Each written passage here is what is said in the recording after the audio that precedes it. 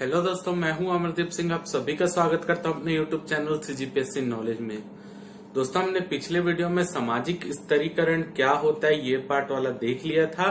उसमें मैंने कहा था कि अब जो अगला टॉपिक होगा हमारा सामाजिक स्तरीकरण के प्रकार होगा, यानी बंद स्तरीकरण और खुला स्तरीकरण क्या होता है, यानी जाति और वर्ग क्या होते हैं।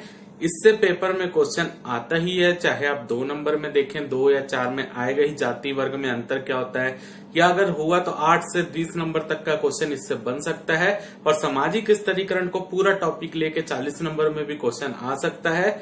तो आज के वीडियो में हम सामाजिक स्तरीकरण के प्रकार को देखेंगे। ये पेपर की दृष्टि से भी बहुत इंपॉर्टेंट है, तो इसको अच्छे से कवर कीजिएगा। और अगर वीडियो अच्छा लगे तो वीडियो को जरूर लाइक कीजिएगा। तो चलिए चालू करते हैं हम। सामाजिक स्तरीकरण जैसे हमने देखा था कि समाज को 2 स्तरों या में बांट दिया जाता है या उससे अधिक स्तर में बांटते हैं, तो सामाजिक स्तरीकरण होता है। इसका नॉर्मल परिभाषा यही था। तो सामाजिक स्तरीकरण जो है मुख्य रूप से 2 प्रकार के होते हैं। एक होता है बंद स्तरीकरण जिसे कि जाति बोलते हैं, और एक होता है खुला स्तरीकरण जिसे कि वर्ग कहते हैं। तो सबसे पहले हम देखेंगे कि बंद स्तरीकरण यानी जाति व्यवस्था क्या है। तो जैसे कि हम प्राचीन भारत में देखें कि हमारे यहाँ टोटल 4 टाइप के वर्ण होते थे, ब्राह्मण, क्षत्रिय, वैश्य, शूद्र। जैसे कि ब्राह्मण का काम होता था शिक्षा दीक्षा देना, ठीक है, या लोगों को पढ़ाना, ज्ञान बांटना। इसके अलावा जो वहां पे क्षत्रिय होते थे उनका काम होता था युद्ध या सैनिक सहायता करना। वैसे ही वैश्य लोग होते थे उनका कृषि या व्यवसाय का काम होता था या व्यापार करने का। और जो शूद्र होता था उनका काम होता था ये तीनों वर्ग की सेवा करना। तो इस प्रकार से टोटल 4 वर्ण होते थे, और इन वर्णों पर जो है कर्म के आधार पर एंट्री दी जाती थी, यानी जो कर्म के आधार पर उनका वर्ण डिसाइड होता था। उस समय कोई भी जाति व्यवस्था नहीं थी। तो क्योंकि यहाँ पर वर्ण व्यवस्था में कर्म को ज्यादा महत्व दिया जाता था, तो प्राचीन भारत में ये व्यवस्था चलती रही। लेकिन वैदिक काल जब आया तो कर्म के आधार, वर्ण के आधार पर जाति को ज्यादा मान्यता दी गई। तो कर्म जो वर्ण होते थे उसमें कर्म को ज्यादा महत्व दिया जाता था, लेकिन जब जाति व्यवस्था आई तो उसमें जन्म को ज्यादा महत्व दिया जाने लगा। यानी अब किसी भी जाति की जो जाति में जाने की योग्यता होती है वो उसके जन्म के आधार पर होती है। जन्म जिस जाति में हुआ उसी जाति का व्यक्ति बन जाता है, ठीक है। तो हम ये बोल सकते हैं जाति की अगर हम परिभाषा देखना चाहे तो जाति की परिभाषा में हम बोल सकते हैं जन्म के आधार पर समाज में समूहों का निर्माण करना ही जाति कहलाता है, ठीक है। जाति क्या होता है, जन्म के आधार पर समाज में जब समूहों का निर्माण किया जाता है तो उसको जाति बोलते हैं। और जन्म के आधार को छोड़कर, यानी जन्म को छोड़कर अन्य किसी भी आधार पर यदि समाज में समूहों का निर्माण होता है तो उसे वर्ग कहते हैं, ठीक है। अगर समाज में किसी समूह का निर्माण हुआ उसका आधार जन्म है तो वो क्या कहलाएगा, जाति कहलाएगा। और यदि जन्म को छोड़कर किसी अन्य प्रकार समाज में किसी अन्य आधार पर समूह का निर्माण हुआ है तो उसको वर्ग कहते हैं। तो दोनों में बेसिक डिफरेंस क्या है, इसमें जन्म को मुख्य रूप से आधार माना गया है, और वर्ग में जो है वो जन्म को छोड़कर अन्य जितने भी आधार हो सकते हैं वो प्रमुख होते हैं, ठीक है। तो अब हम देखते हैं कि जो बंद स्तरीकरण यानी जाति की विशेषताएं क्या क्या होती है, यानी बंद स्तरीकरण के अंतर्गत क्या क्या विशेषताएं होती है। तो सबसे पहले हम जाति में देखें तो जाति की सदस्यता जन्मजात होती है, यानी जिस जाति में आपका जन्म होगा वही आप उसी जाति के सदस्य माने जाते हैं।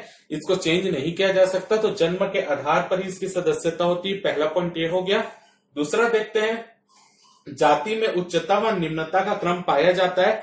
आप देखे होंगे कि हमारे यहाँ भी जैसे मान्यता है समाज में उच्च जाति निम्न जाति के इस तरीके से बोला भी जाता है।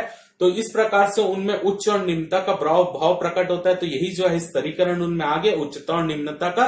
तो दूसरा प्रमुख जाति का विशेषता होता है कि जाति में उच्चता और निम्नता का क्रम पाया जाता है।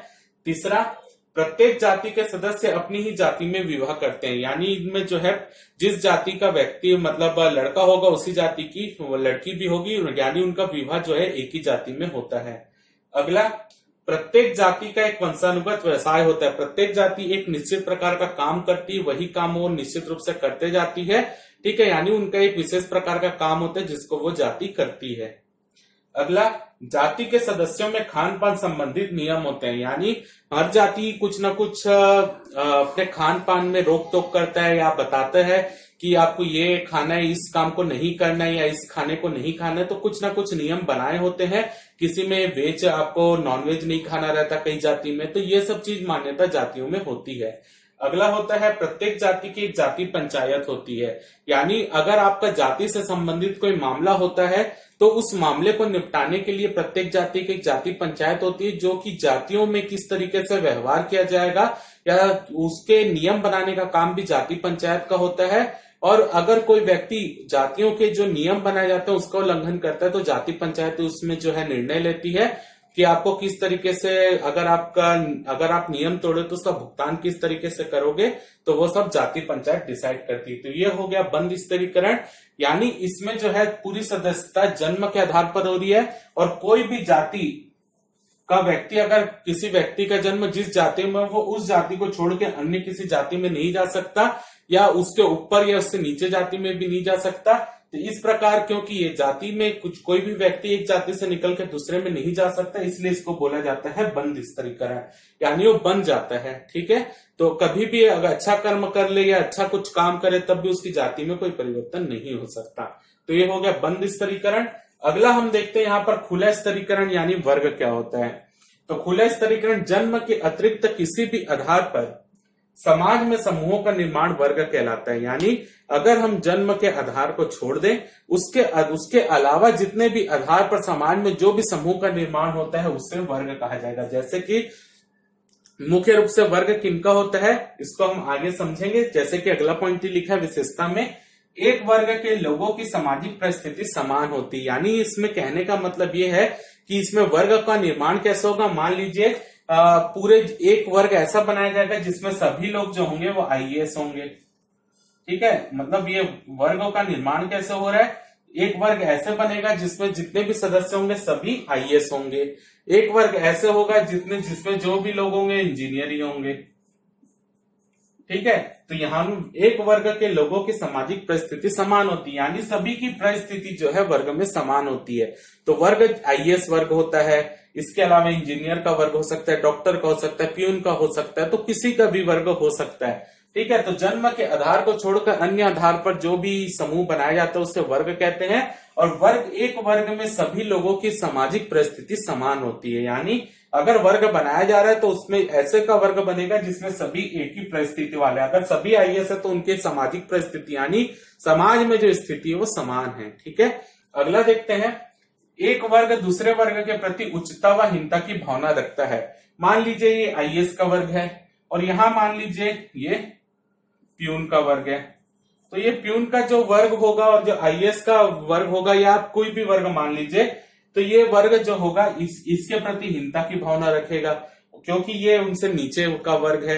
या हो सकता है कि ये जो वर्ग है ये हीनता की भावना रखे क्योंकि ये इनसे ऊंचा का वर्ग होगा और ये इनको अच्छे से मतलब कोई भी चीज बताएगा नहीं या इनकी उपेक्षा करेगा। तो ये सब चीज होती है इनमें भावनाएं, हर वर्ग में अब दूसरे वर्ग के प्रति भावनाएं होती है, हीनता की भावना। तो यही बताया गया है, एक वर्ग दूसरे वर्ग के प्रति उच्चता व हीनता की भावना रखता है। तो ये ऐसे उच्चता और हीनता की भावना रख रहा है तो इनका समाज में दो भाग में बढ़ गई है, एक आईएएस का वर्ग हो गया, एक प्यून का वर्ग हो गया। तो दोनों का स्तर में बंटवारा हो गया, यही सामाजिक स्तरीकरण है।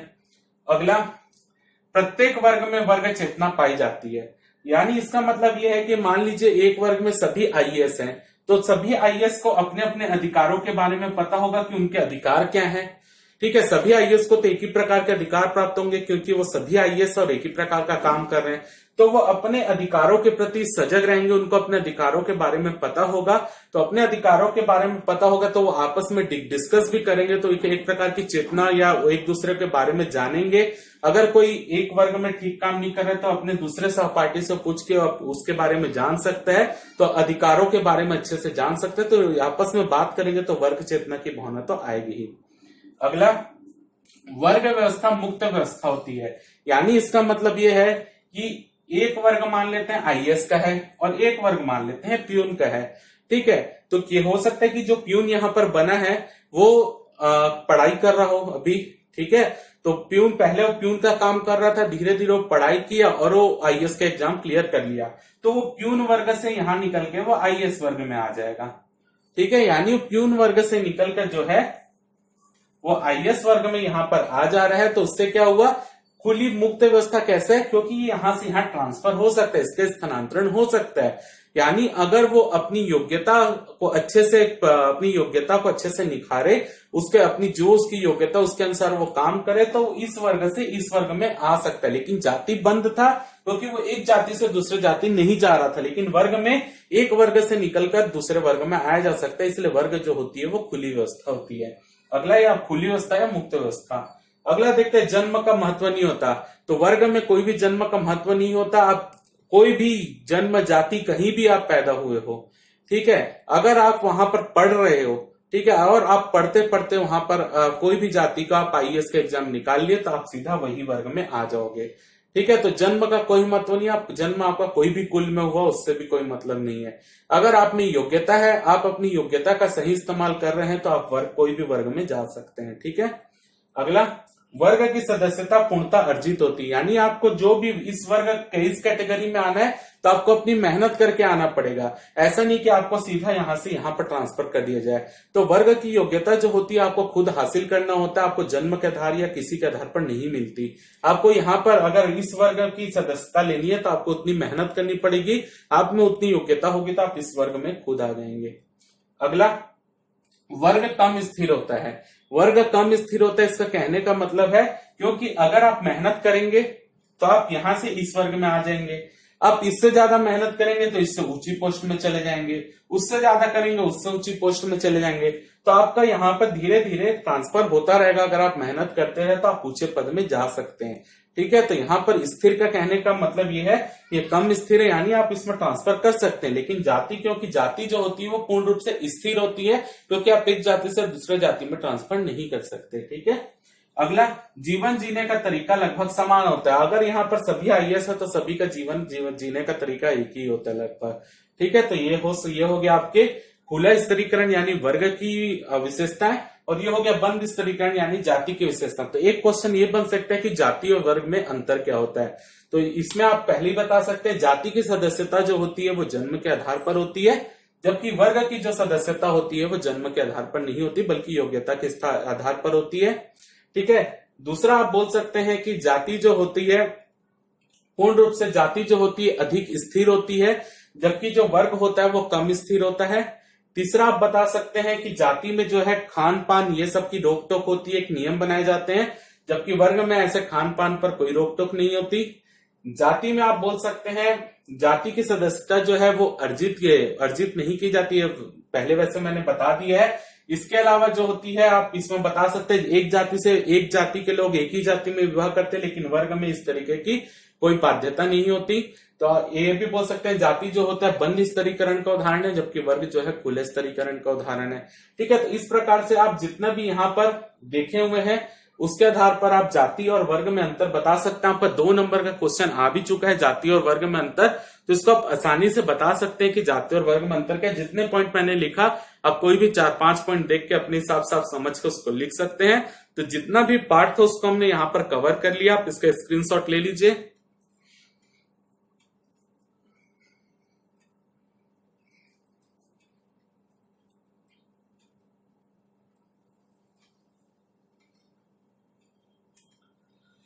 तो जितना भी इस तरीके से क्वेश्चन बन सकता था उसको मैंने बता दिया। इसके बाद हम थोड़ा सा सामाजिक अनुसंधान वाला टॉपिक देखेंगे, जिससे एक बड़ा क्वेश्चन पेपर में आता ही है, चाहे वो 8 में है 20 में है, तो उस टॉपिक को हम कर लेंगे। और उसके बाद जो है शुरू वाले पार्ट बचे हैं, समाज शास्त्र क्या होता है या उसका क्षेत्र क्या है, अन्य विज्ञान से उसके क्या संबंध है, तो ये सब पार्ट हम कर लेंगे। आने वाले जो है 10 से 11 दिन लगेगा ही वो पार्ट खत्म होने तक, तो उतने हमारा सोशियोलॉजी हो जाएगा। तो उम्मीद करता हूं कि आपको आज का वीडियो जो है अच्छा लगा होगा। अगर वीडियो अच्छा लगा हो तो वीडियो को जरूर लाइक कीजिए, चैनल को सब्सक्राइब कीजिए, ज्यादा से ज्यादा शेयर कीजिए। फिलहाल के इस वीडियो में सिर्फ इतना ही। जय भारत, जय छत्तीसगढ़।